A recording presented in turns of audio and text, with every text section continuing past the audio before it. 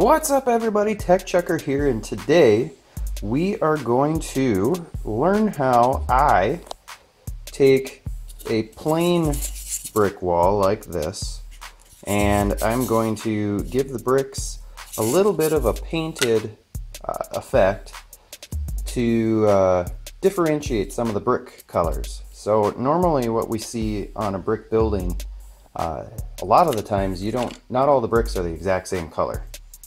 Like this. And so what we're going to do today is we are going to change the color of some of these bricks. We're going to lighten some and we're going to darken some to try and give it a little bit more of a realistic look. And here are all the supplies that you're going to need. So you're going to need a ruler, you're going to need a brush. I'm using a 1/2 inch regular brush. Obviously your piece, a stir stick for your paint, just a piece of cardboard. We're gonna make a template. This is just from, I don't know what that's from. A pencil, a utility knife or X-Acto blade. I like to use the utility knife for this. Something to put your paint on and mix it on. And then your paint colors. You need the base color of what you did your bricks in, and then just white and black, and then you should be good. All right, so let's clear this off and let's get started. First things first, we need to make our template. And so what I need to do is I need to know exactly what the measurements are on my bricks. And my bricks are about 20 millimeters long by about 8 or 9, I think it's 8 millimeters high. So that's what we need to make this. And so we're just gonna cut out a square within this that is exactly 20 millimeters by 8 millimeters. And you do want it to be relatively square, but it's not the end of the world if it's not perfectly square, because you just want to be able to get most of the brick painted. And if it's a little bit messy, it's a little bit messy. That's not a big deal. At least for me, it's not. If it is for you, then make sure that you're perfect with it. All right, so see if we can see that. Good, looks good. Now we just need to cut it. For that, I'm gonna use my ruler, my utility knife, and I'm just gonna carefully cut this square out.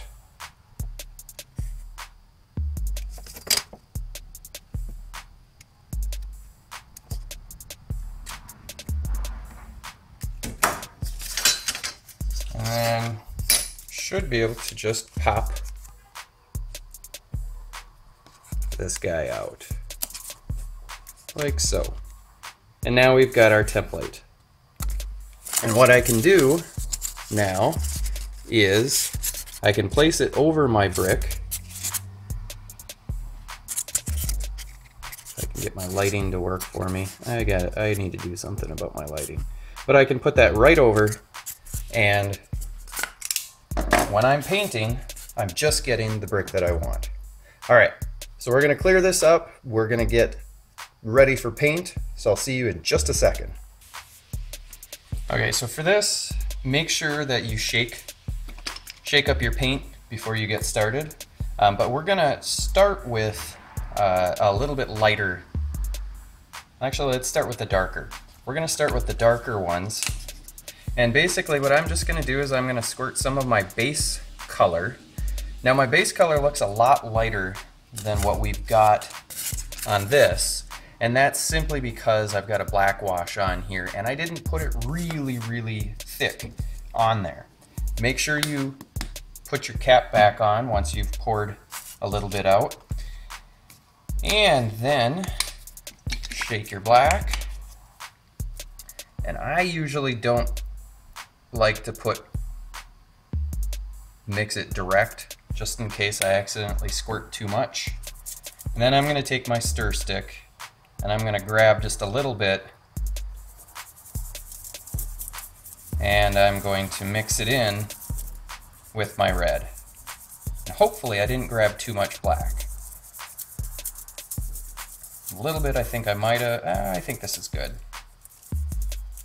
So basically we just want to have slightly different toned colors. And I'm going to take my brush, and I forgot one other piece.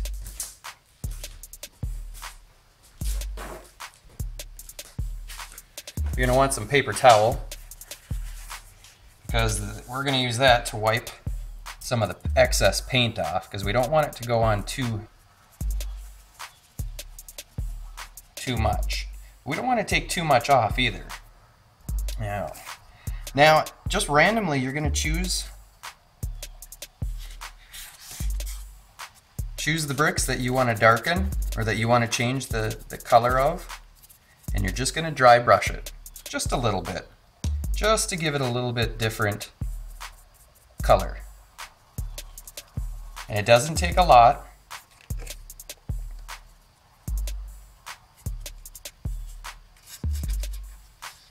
You do want it to be relatively accurately on over the brick. And you can just go through.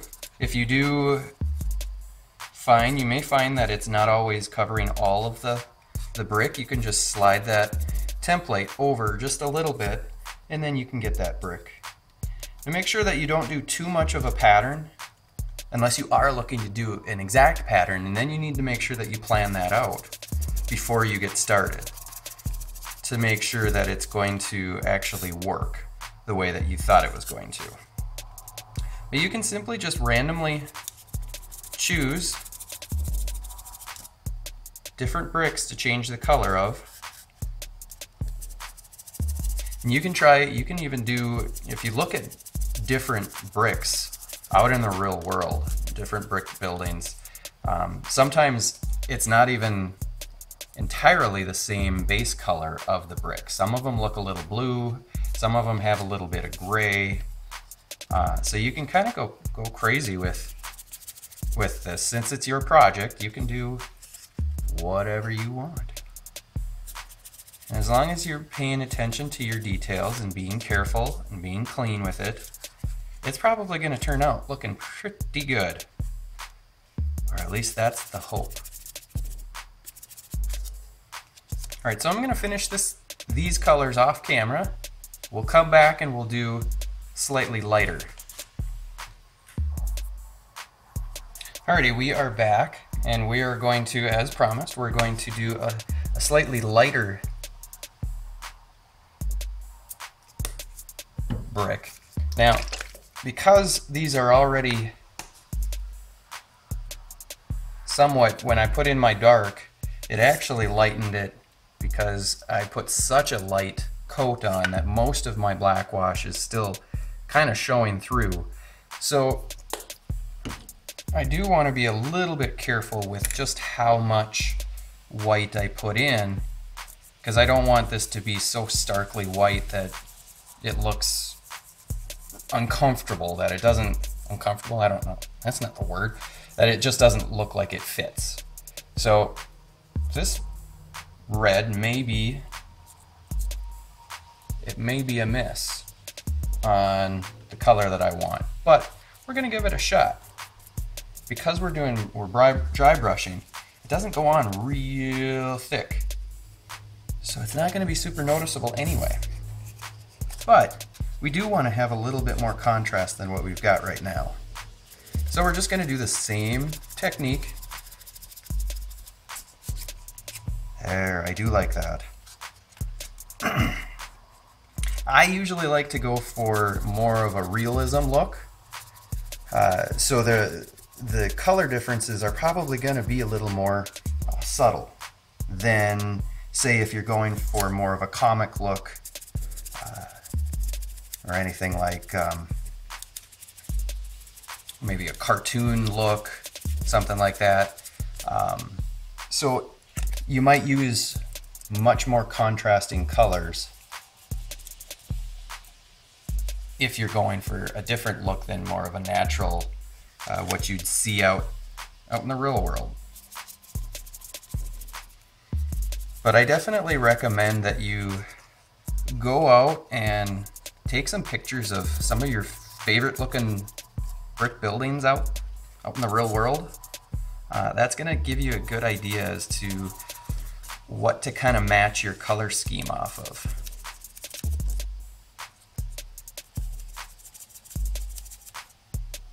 All right, so again, I'm going to finish this off camera, and then we will finish up with one last, I guess, color variation, and then we'll take a look at the final product. Okay, so we're back, and as promised, I am going to do one more color variation, and I actually kind of want to do even lighter, just a little bit lighter. And mainly because this was so dark that I'm going to go up the spectrum as opposed to down.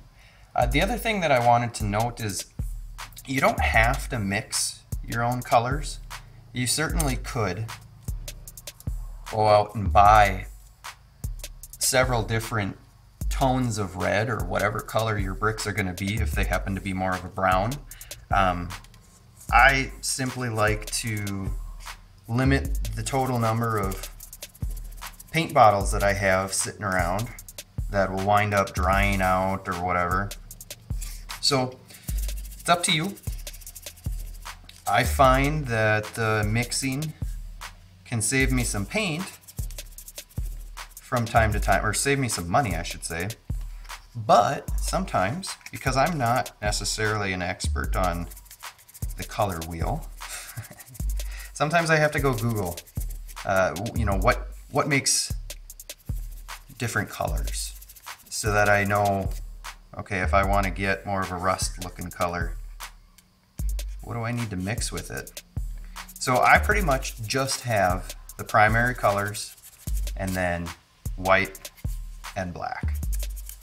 And with that, theoretically, I should be able to make any color I want. Theoretically. Does that always equate to a successful mix?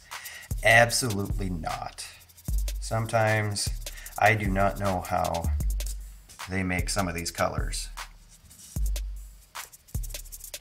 All right, so I'm going to finish this video, but the other thing that I wanted to explain or remind you of is if your wall goes from the front to the side as well, make sure that the color that you use goes and you match that to the edges.